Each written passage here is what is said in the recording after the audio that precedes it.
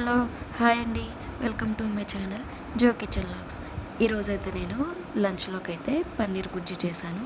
ఎలా చేశానో చూసేయండి. ఇది లంచ్లోకనే కాదండి, రోటీస్లోకి, చపాతీస్లోకి, పుల్కాల్లోకి దేనికైనా బాగుంటుందండి. ఒకసారి ట్రై చేయండి. ముందుగా ఒక వెడల్పాటి గిన్నె తీసుకుని స్టవ్ ఆన్ చేసి స్టవ్ మీద గిన్నె పెట్టుకుని అందులో పాలు పోసుకుని ఒక 2 పొంగులు వచ్చే వరకు ఉంచండి. చూసారా, పొంగు వచ్చింది. అలా పొంగు వచ్చేసాక మరుగుతున్నట్టు కనిపిస్తుంది కదా, అలాంటప్పుడు ఒక్క నిమ్మకాయ తీసుకుని రసం పిండుకొని అందులో కొద్దిగా వాటర్ కూడా యాడ్ చేసుకోండి. అది మరుగుతున్న పాలలో వేసుకుంటే పాలు విరుగుతున్నట్టు కనిపిస్తుంది కదా. మీ దగ్గర లెమన్, ఆ టైంకి లెమన్ లేకపోతే వెనిగర్ ఉంటే వెనిగర్ అయినా యూజ్ చేయొచ్చండి. చూసారా, పాలు అయితే మొత్తం విరిగిపోయినాయి. అది ఒక క్లాత్లో వేసుకుని మొత్తం బ్యాటర్ అంతా సెపరేట్ చేసుకోవాలండి. అది పన్నీర్ అంతా సెపరేట్ చేసుకోవాలి. వాటర్ అంతా కిందకు వచ్చేస్తుంది.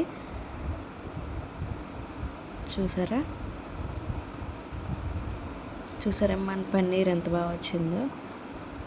వాటర్ అంతా ఉంచేసుకోండి, అవైతే మనకి అవసరం లేదు. గట్టిగా పిండేసుకుంటే పన్నీర్ అనేది రెడీ అయిపోతుంది.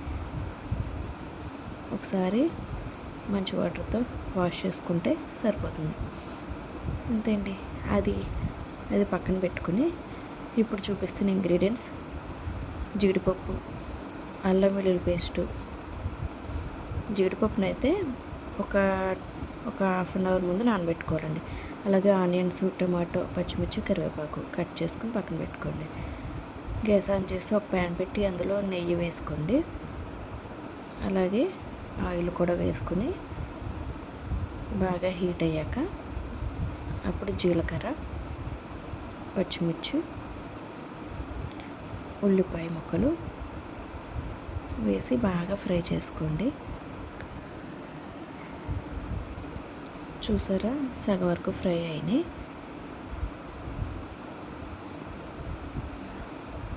బాగా ఫ్రై అయిపోయినాయి చూసారు కదా. ఇప్పుడు కరివేపాకు వేసుకోండి. ఇంకొకసారి బాగా కలుపుకోండి. ఇప్పుడు శనగపిండి వేసుకోండి.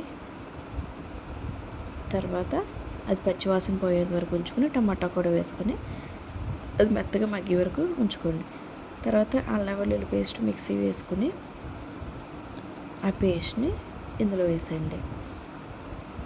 చూసారా, ఆయిల్ సెపరేట్ అయింది. ఇప్పుడు పసుపు, మీ రుచికి సరిపడా ఉప్పు, గరం మసాలా వేసుకుని బాగా కలుపుకోండి.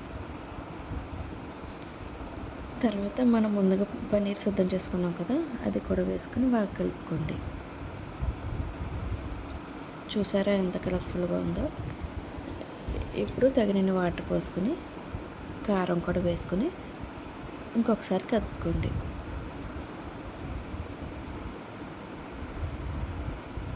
ఫైనల్గా కొత్తిమీర వేసుకోండి. కొత్తిమీర వేసుకొని ఇంకొకసారి కలుపుకుంటే సరిపోతుందండి. పన్నీర్ బుజ్జి రెడీ అవుతుంది. ఇప్పుడు సర్వింగ్ బౌల్లో తీసుకుని కొత్తిమీరతో గార్నిష్ చేసుకుంటే ఎంతో రుచికరమైన పన్నీర్ బుజ్జి రెడీ. అలాగే వెళ్తూ కొంచెం సబ్స్క్రైబ్ చేసుకోండి. చూస్తున్నారు కానీ సబ్స్క్రైబ్ అయితే ఎవరో చేసుకోవట్లేదండి. ప్లీజ్ అండి. చూసారా, ఆయిల్ అది పైకి తేలి ఎంత బాగుందో కలర్ఫుల్గా. ఇవి రోటీస్లోకైనా చాలా బాగుంటుందండి. సరే అండి, మరి బాయ్, ఉంటాను.